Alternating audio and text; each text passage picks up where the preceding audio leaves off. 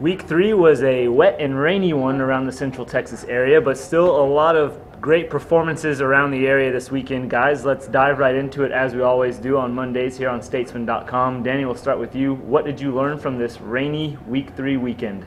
I was dry. I was in the press box. But I learned, I went out to the Elgin game. Whenever we talk about Elgin, we always talk about the Simmons brothers, and they get a lot of headlines, and they deserve all those headlines. But that Elgin defense is pretty good. 37-0 victory over Georgetown. They shut Georgetown out for the first time. Georgetown's first shutout since 2009. Held the Eagles to under 200 yards of offense. They've only allowed 20 points this entire season. They allowed about 20 points per game last season, but they brought back 8 defensive starters. Anthony Nash, and all Centex defensive back, is one of those returning starters, and they've looked pretty good over the first couple weeks. I got the pleasure of going out there with my camera too, and I was there to see the Simmons brothers, but came away equally impressed with that defense. Yep. Not only did Georgetown not score, they really didn't even come close throughout the game of threatening that. It was an impressive performance, to say the least. Rick? Dave, I'm just thoroughly impressed with Class 4A in the city of Austin and Central Texas in general.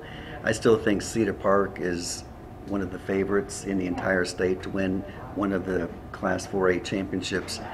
You talk about how good Elgin is, 37-0 over a good Georgetown team. I wouldn't count Georgetown out, but it sure looks like it's going to be between Manor now, Manor and Elgin, and then you look on the other side of the city here, and you got Vandergrift, and you got Vista Ridge, you got Leander improving. It's just, we're a great 4A community here. Others, Dallas and Houston, can claim to be the kings of 5A. Austin might be the king of 4A. And they're looking better and better as the weeks go on, really. They're putting up a lot of impressive wins. Now to what everybody looks forward to on these Mondays, let's go to game balls. Danny, start with you. Who are you giving that game ball to? Cornelio Garcia. He's a junior running back at Eastview High. We talked about it last week. Eastview did not have a signature win on their resume. They had beaten, Lanier, Reagan, St. Michael's. They went against Connolly, a Connolly team that's been to the playoffs a ton of times before. 56-35 win. That's a statement win. Cornelio rushed for 331 yards, 5 touchdowns, and 41 carries.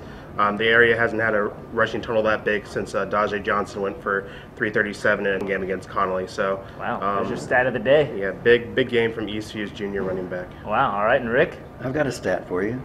510 yards passing by one guy. Mike McCann from Cedar Ridge threw for that many yards and for 4 touchdowns.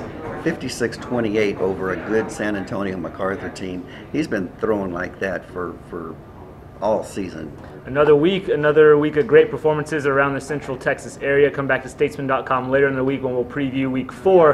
Hopefully a drier week around this region of the state. We'll see you.